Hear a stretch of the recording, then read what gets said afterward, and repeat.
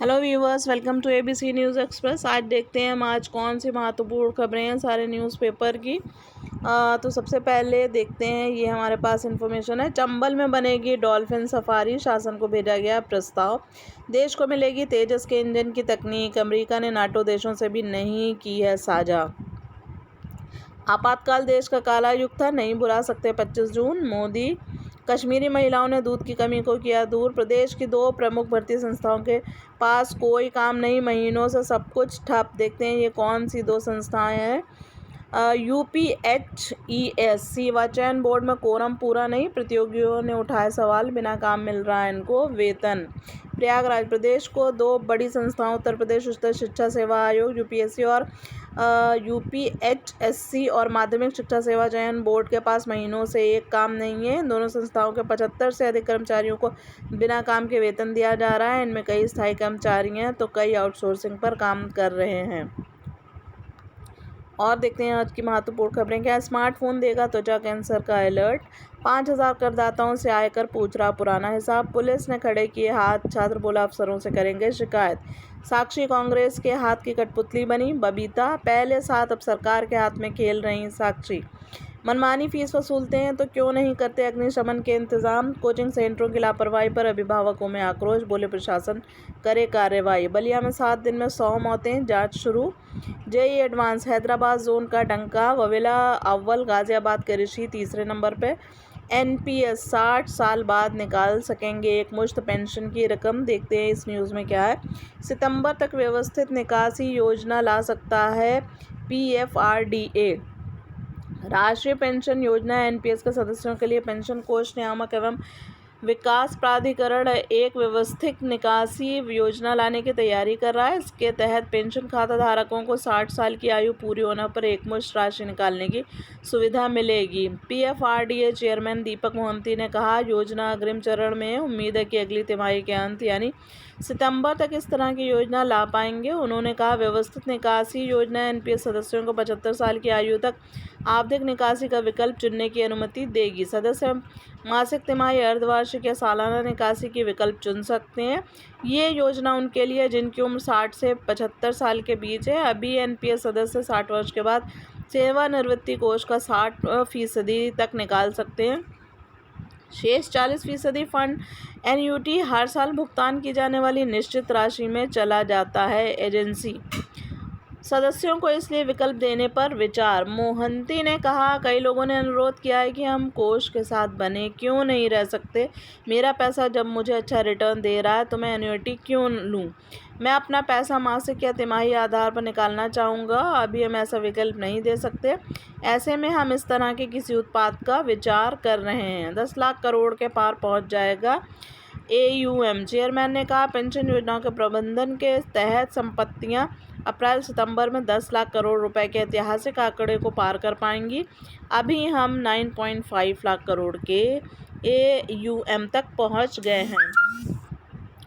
और दूसरी न्यूज़ देखते हैं। माध्यमिक विद्यालयों में अब अनिवार्य होगी कंप्यूटर शिक्षा। सब कुछ ठीक रहा तो माध्यमिक विद्यालयों में इसी शिक्षण सत्र से कंप्यूटर शिक्षा अनिवार्य कर दी जाएगी। अब तक वैकल्पिक विषय होने के कारण कॉलेज कंप्यूटर शिक्षण में रुचि नहीं लेते थे। वहीं अब शासन ने कंप्यूटर शिक्षा अनिवार्य करने की योजना बनाते हुए मौजूदा संस्थानों की विस्तृत रिपोर्ट मांगी है। इसमें कंप्यूटर शिक्षा ग्रहण करने वाले विद्यार्थियों को असुविधा नहीं होगी। माध्यमिक शिक्षा विभाग जिले में 25 राजकीय 29 सहायता प्राप्त व 318 वित्त विहीन इंटर कॉलेज संचालित कराता है। अभी तक राजकीय व एडेड कॉलेजों में कंप्यूटर विषय नहीं पढ़ाया जाता था। कुछ वित्त विहीन इंटर कॉलेजों में कंप्यूटर विषय की पढ़ाई होती थी। सभी इंटर कॉलेज में कंप्यूटर वैकल्पिक विषय के रूप में पढ़ाया जाता है। शासन ने शैक्षिक सत्र 2023-24 में कंप्यूटर शिक्षा को अनिवार्य करने की योजना बनाई है। कंप्यूटर शिक्षा अनिवार्य की जा सके, इसके लिए शासन ने इंटर कॉलेज में मौजूद आधारभूत सूचनाएं निश्चित प्रारूप पर मांगी हैं। शासन ने शुरू की दिव्यांग बच्चों को स्कूल से जोड़ने की पहल। अटल आवासीय विद्यालय, हर विद्यालय में 11 अध्यापक, साक्षात्कार हुआ शुरू। गीता प्रेस को 2021 का गांधी शांति पुरस्कार। मृत शिक्षक के नाम पर 19 साल करता रहा नौकरी। देखते हैं ये क्या है प्रकरण। शिकायत के बाद खुला खेल, आरोपी बर्खास्त, अब वेतन की वसूली की जा रही है। बेसिक शिक्षा विभाग में मृत शिक्षक की जगह फर्जीवाड़े से 19 साल नौकरी करने के खेल का खुलासा हुआ है। जिस शिक्षक को नियुक्ति मिली थी उसकी हादसे में मौत हो गई। उसके बाद उसके दोस्त ने कूट रचित दस्तावेज के आधार पर मृतक के नाम से नौकरी हासिल कर ली।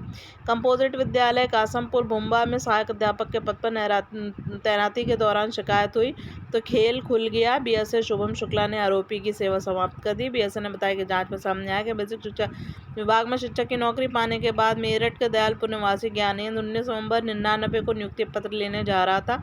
इसी दौरान हादसे में उसकी मौत हो गई।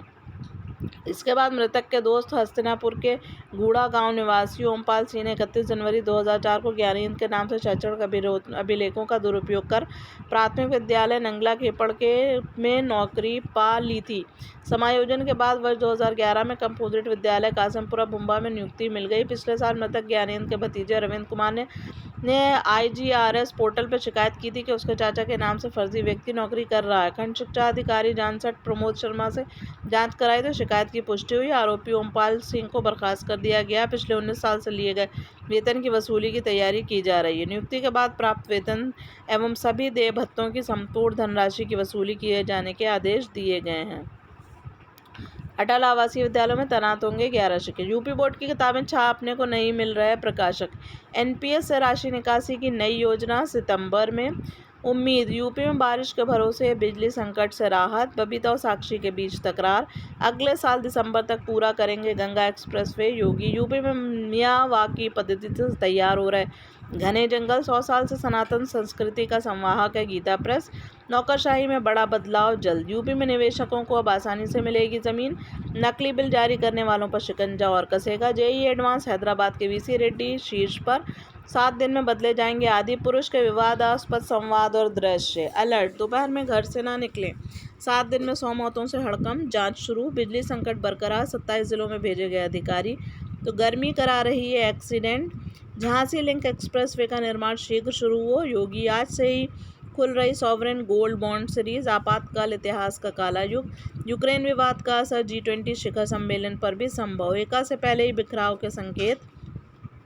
एनपीएस से पैसा निकासी के मिलेंगे विकल्प। जून के पहले पखवाड़े में पेट्रोल और डीजल की बिक्री घटी।